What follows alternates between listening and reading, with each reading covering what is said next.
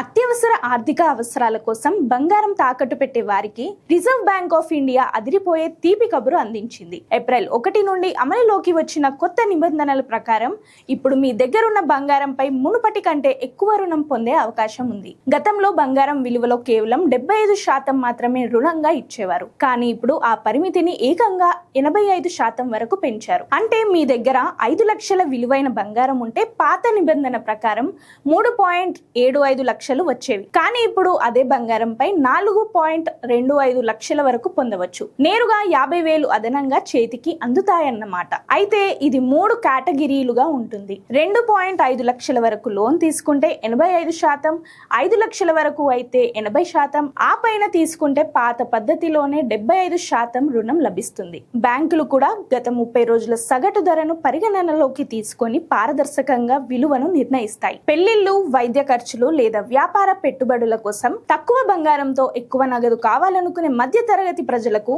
ఈ కొత్త నిబంధన నిజంగా ఒక వరం లాంటిదే.